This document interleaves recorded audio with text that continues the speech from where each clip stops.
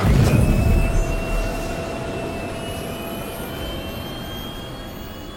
systems online. Salut à tous, c'est Schneider et on se retrouve pour un récap de la semaine sur Star Citizen. Première question du Calling All Devs pour Rob Johnson. Quand est-ce qu'on pourra jouer en équipage dans l'Arena Commander ? C'est un très vieux souhait de la communauté et malheureusement, c'est pas pour tout de suite. Ils veulent assigner dès cette année certains de leurs développeurs à l'Arena Commander et Star Marine pour créer de nouvelles maps et de nouveaux modes, mais leur priorité est désormais le développement de l'univers persistant, donc il faudra être patient. Ensuite, 3 questions d'affilée pour Rob Reiniger.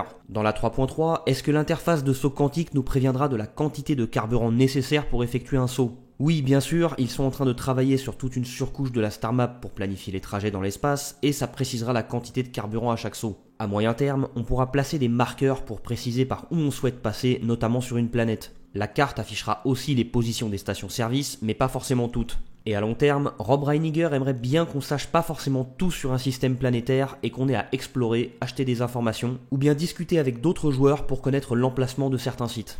Ensuite a été posée une nouvelle fois l'éternelle question des sauts quantiques à l'aveugle, et il sait pas quand ça sera à nouveau possible, car encore une fois, ils ont d'autres priorités et ils doivent régler certains problèmes avant. Enfin, dernière question, qu'est-ce qui est prévu comme évolution pour les hangars ? Les hangars qu'on connaît, qu'on peut personnaliser et auxquels on peut accéder depuis le menu vont être intégrés aux zones d'atterrissage, notamment Lorville. Celle-ci aura des hangars au design plutôt industriel, Microtech aura des hangars high-tech basés sur celui de Revell & York, et Levski aura des hangars assez proches de ce qu'on a déjà. Et grâce aux hangars modulaires sur lesquels ils travaillent depuis le début de l'année, ils vont pouvoir créer des variations de hangars pour les adapter un peu plus aux différentes zones d'atterrissage de l'univers persistant. Et évidemment, on pourrait inviter ses contacts pour qu'ils puissent admirer tous les éléments de personnalisation qu'on a pu y rajouter pendant des années. D'ailleurs, à la fin de la vidéo, Rob a commencé à dire que les habitations des joueurs bénéficieraient des mêmes fonctionnalités, avant d'être grossièrement censuré, ce qui est sûrement un petit teasing d'un sujet de la CitizenCon.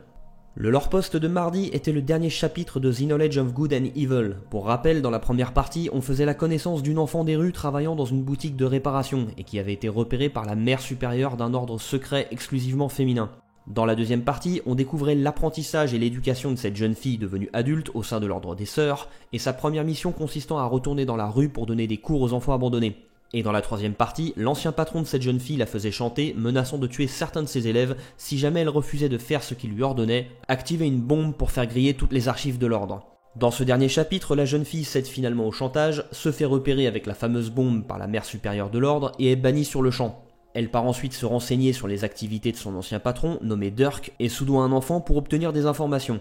Elle apprend que Dirk a pris du grade et qu'il est maintenant un chef de la mafia locale avec beaucoup d'activités légales pour servir de façade à des activités encore plus illégales comme l'esclavage d'enfants. Elle décide donc de partir les délivrer et si c'est pas très intéressant de tout vous raconter, on a quand même quelques indices sur ce que pourront peut-être être les mécaniques d'infiltration dans Star Citizen. Elle parvient à détecter l'emplacement des caméras à éviter en réalisant des scans optiques et radio, elle finit par comprendre comment sont organisées les patrouilles, se sert de micro-caméras dans l'entrebâillement des portes, débloque manuellement les portes non piratables, désamorce les portes piégées et utilise un radar pour détecter les zones où les transmissions seraient anormalement inexistantes. Pour finir, elle parvient à secourir les enfants capturés, elle est sauvée par l'ordre des Sœurs qui débarque avec la police, et son ancien patron Dirk parvient à s'enfuir, donc il est possible que ça sera un futur PNJ dans l'univers persistant. Jeudi, l'émission Around the Verse présentait les derniers progrès de la mise à jour 3.3. Concernant les courses procédurales, ils veulent que les joueurs mettent beaucoup d'efforts dans la destruction des concurrents, donc ils ont modifié le modèle de vol des motojets pendant les courses sur les planètes, et au niveau du classement dans la course, il sera possible de voler les points de ses concurrents quand on les détruira. Et en même temps, ils continuent d'assurer une meilleure répartition des astéroïdes dans la ceinture de Yela pour pouvoir y faire apparaître des circuits de course.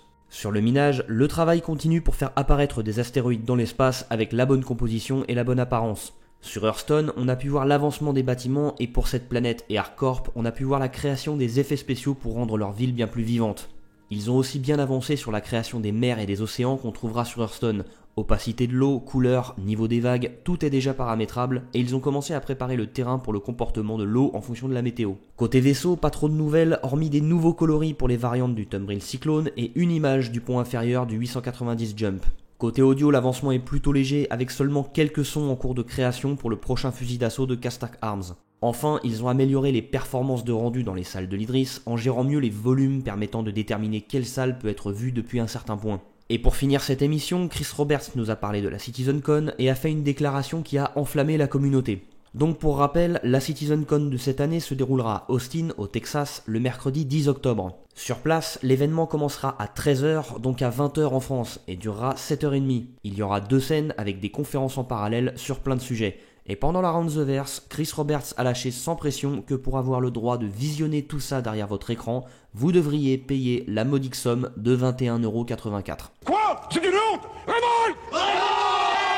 On va tout cramer, faudra pas demander d'où ça vient! De mémoire, j'ai pas souvenir qu'il y ait eu une telle réaction de la part de la communauté pour manifester un mécontentement aussi unanime et légitime. Les justifications pendant la Round the Verse comme quoi ils ont préparé plus de présentations, évidemment, ça a pas pris. Du coup, Chris Roberts a été obligé d'intervenir sur Spectrum pour en dire un peu plus. La CitizenCon de cette année est bien plus grande que celle des années précédentes. Avec le succès qu'a eu celle de l'année dernière, ils ont voulu proposer plus de présentations et plus d'entrées. Sauf que ça fait évidemment plus de visiteurs à nourrir, plus de développeurs à faire déplacer et plus de travail sur la retransmission. En fait, leur plan de départ était de seulement diffuser la présentation principale et pas les autres conférences plus petites, tellement ça demande du boulot de gestion des streams et de montage vidéo après la conférence pour s'assurer que la qualité de la vidéo sur YouTube sera bonne. Chris voulait que tout le monde puisse profiter de tout ce qu'ils avaient à montrer et que ça soit du direct. Et il veut aussi que tout ceci soit revisionnable sur YouTube le plus vite possible. Et vu qu'ils sont constamment rappelés à l'ordre sur l'amateurisme de leur diffusion, autant embaucher une équipe de 6 professionnels spécialisés dans la retransmission de ce genre d'événements. Évidemment, ça fait grimper l'addition et pour compenser ça, Chris s'est dit qu'il pourrait s'inspirer de Blizzard et faire payer le visionnage de la convention. Il veut à tout prix éviter de piocher dans l'argent des backers pour financer ce genre d'événement et c'est notamment pour ça que l'année dernière, une grosse partie de la CitizenCon 2017 avait été financée par Intel.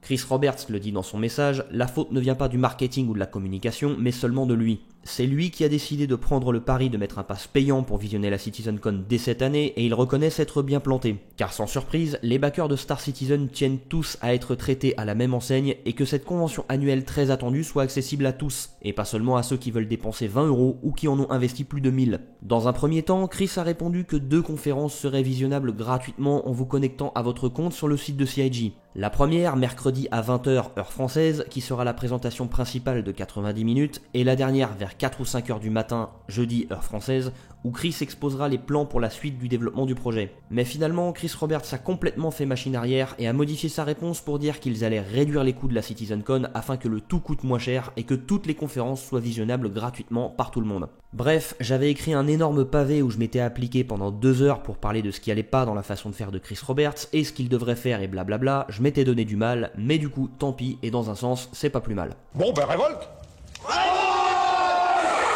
Ah. Vendredi, l'émission Reverse the Verse recevait Todd Papy pour répondre aux questions des backers. Comme Rob Reiniger dans le Calling All Devs, il a à nouveau parlé d'habitation personnelle pour les joueurs, et comme pour les hangars, ils savent pas encore s'ils vont les instancier ou s'ils vont profiter de la taille gigantesque de leur terrain de jeu pour avoir vraiment des centaines d'habitations et de hangars physiquement visitables dans certaines villes. Pour le partage des missions entre les joueurs d'un même groupe, ça sera pas pour la 3.3 et peut-être pour la 3.4. Les PNJ donneurs de missions ne seront pas forcément toujours du mauvais côté de la loi, mais le plus souvent, ça sera le cas car les jobs officiels seront donnés de façon officielle par des entités légales comme des entreprises. Ils ne savent pas encore comment va se présenter le scan à très longue portée pour les vaisseaux d'exploration, mais Tony Zurovec voit ça comme une sorte de télescope auquel il faudrait laisser un temps d'exposition assez long pour pouvoir capter des informations à très longue distance. Pour la navigation sur les planètes, ils ont encore rien en chantier. Avant ça, ils devront intégrer la visualisation de maps terrestres à la première personne, et petit à petit, ils iront vers une sorte de Google Maps pour les planètes, avec possibilité de générer des itinéraires et de mettre des marqueurs.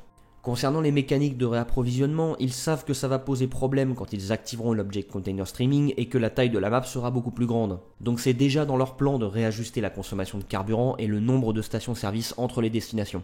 Est-ce qu'on pourra enfin avoir un jour une interface de transfert pour s'échanger des choses entre joueurs ? Oui, c'est prévu, aussi bien pour s'échanger de l'argent que des armes ou des cargaisons, mais ils ont toujours pas de date à donner. Il est prévu d'avoir des effets météo dans l'espace comme des vents solaires, des nébuleuses, des comètes, mais ils doivent encore finir la technologie de nuages volumétriques pour voir de quoi elle est vraiment capable. Un joueur a demandé s'il comptait créer plus de marques pour qu'on ne voit pas toujours les mêmes sur les panneaux publicitaires. C'est déjà fait, ils en ont tout un catalogue, mais ils les ont juste pas encore intégrés visuellement au jeu. Que ce soit les développeurs ou les responsables du lore, ils veulent intégrer des événements majeurs à l'univers étendu qui chambouleront un peu ce qu'on connaîtra sur le long terme. Certains PNJ connus pourraient d'ailleurs mourir pendant ces événements. Pour ce qui est des panels de gestion des vaisseaux capitaux, ils ont encore rien fait et dans un premier temps, ils vont plutôt se concentrer sur le gameplay de vaisseaux à équipage plus petits comme le Constellation. Enfin, concernant les no-fly zones, dans un premier temps, ça sera juste des messages d'avertissement disant qu'il est interdit d'être là, et plus tard, l'ordinateur de bord du vaisseau vous ramènera automatiquement en dehors de la zone interdite au survol.